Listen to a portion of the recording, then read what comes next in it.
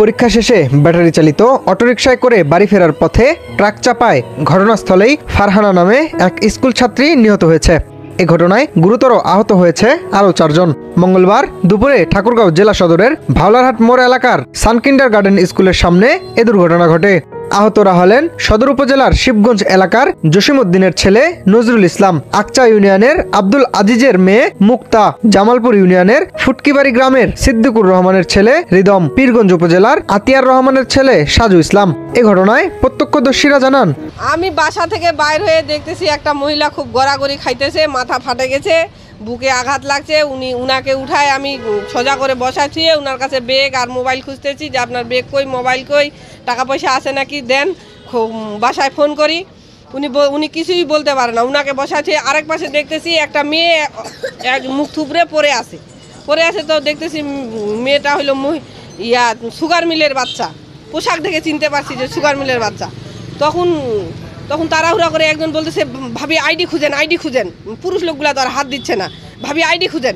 তখন আইডি খোঁজার জন্য উল্টাইতে গেছি, একদম চেহারাটা বিকট হয়ে গেছে। তখন একজন আবার হাত দিয়ে পাশ দেখলো, কয় ভাবি উঠান, বাঁচে আছে। তো ততক্ষণে আবার মাইক্রো আসে, তখন আমাকে মাইক্রোটাতে উঠাই দিল। এই রোড পার হয়েছি, তখনই একটা হিসকি দিয়ে বাচ্চারা দমদা দিছে। পীরগঞ্জ থেকে আর অটো যাচ্ছিল ঠাকুরগাঁও সদর রোড থেকে পীরগঞ্জের দিকে। এর আগে মানে ট্রাক ওই পাশে যায়, অটোতে লাগে যায়, ওই জায়গায় ঢুকে শিখগঞ্জ থেকে গাড়িটা আসতেছিল আর অটোগুলা এদিক দিয়ে যাচ্ছিল, আসে মুখামুখি মারি দিয়ে তারপর আমার দোকান ঘরের ভিতরে ঢুকে গেছে। ডাইরেক্ট গাড়ি যা দোকান ঘর ভাঙে ঢুকে গেছে।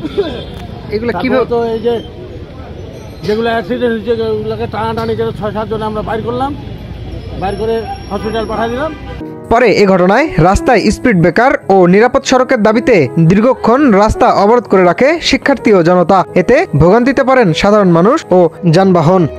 পরে ঘটনাস্থলে পুলিশ এসে শিক্ষার্থীদের আশ্বস্ত করলে দীর্ঘ 3 ঘন্টার অবরোধ তুলে নেয় তারা। নিরাপদ সড়ক চাই। দ্বিতীয় দাবি আমাদের মালিককে আনে দিতে হবে, মালিক আমাদের সুষ্ঠু বিচার করে দিবে, তারপর আমরা ওনাকে গাড়ি ছাড়বো। আর এখানে আমাদের স্পিড ব্রেকার খুব প্রয়োজন, এটা আমাদের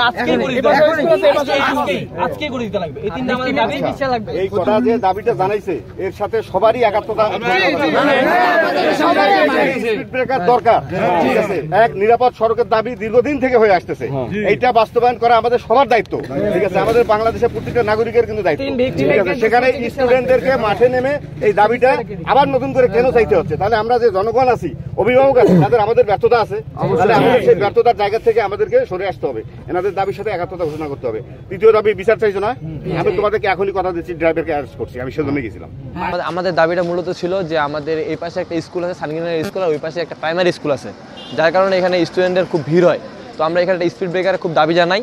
আরেকটা বিষয় হচ্ছে, আমরা যে গাড়ির মালিক আছে ওনাকে আমরা এখানে চাচ্ছি যে উনি একটা সুষ্ঠু বিচার করে দিবে, এটা একটা। আরেকটা হচ্ছে যে যেসব ক্ষতিপূরণ হয়েছে, যেগুলো ক্ষতি হয়েছে, এগুলো একটা ক্ষতিপূরণ দিবে, এটা আমাদের দাবি। এ বিষয়ে সদর থানার ভারপ্রাপ্ত কর্মকর্তা জানান, এখানে একজন বাচ্চা মারা যায়, সেই বাচ্চা মারা যাওয়ার পরপরই স্থানীয় লোকজন এবং ছাত্র সমন্বয়ক যারা ছিলেন তারা তাদের কয়েকটা দাবি দাওয়া নিয়ে রাস্তা ব্যারিকেড দেয়। তো আমি এবং আমার ফোর্স এখানে এসে তাদের দাবি দাওয়াগুলো শুনি। তাদের দাবি দেওয়ার মধ্যে একটা হচ্ছে নিহত পরিবারের ক্ষতিপূরণ, যারা আহত হয়েছেন তাদের সুচিকিৎসা, এখানে একটা স্পিড ব্রেকার, আর হচ্ছে নিরাপদ সড়ক।